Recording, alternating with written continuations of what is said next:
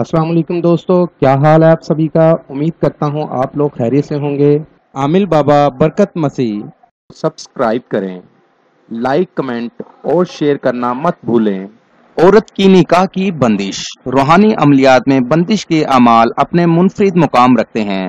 बाज़ मुकाम ऐसे हैं जहां बंदिश को जायज़ मकासद के लिए इस्तेमाल किया जाता है, वरना ज़्यादातर बंदिश के अमलियात किसी से बदला लेने या शर्अंगेज़ी के लिए ही किए जाते हैं।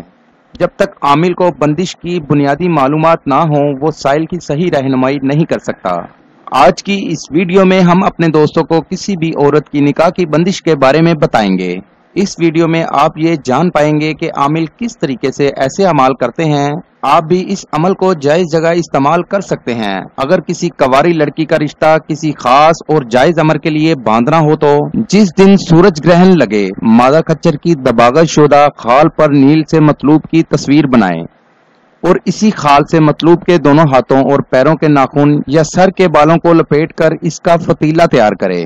इस फतीला को किसी वजनी पत्थर के नीचे रख दे और फिर इस पत्थर का कमाल देखे। इस लड़की की तमाम जिंदगी शादी ना हो सकेगी और जब तक फतीला वजन तले दबा रहेगा, इस लड़की के लिए मुनासिब रिश्ता ही ना मिलेगा। बिल फर्ज रिश्ता अगर हो भी जाए तो बहुत जल्द टूट जाएगा। ये सूरत हाल उस वक्त तक बाकी रहेगी जब तक फतीला को निकाल कर जाया ना कर दिया जाए और फिर किसी रूहानी अमल की ताकत से इसके असरात को खत्म ना किया जाए। ये अमल महज जाती अदावत या किसी लालच में आकर हरगिज ना करें, क्योंकि नाजायज अमलियात करने वाला सख्त गुनाहगार होता है। दोस्तों, मेरी वीडियो को ज्यादा से ज्यादा शेयर करें।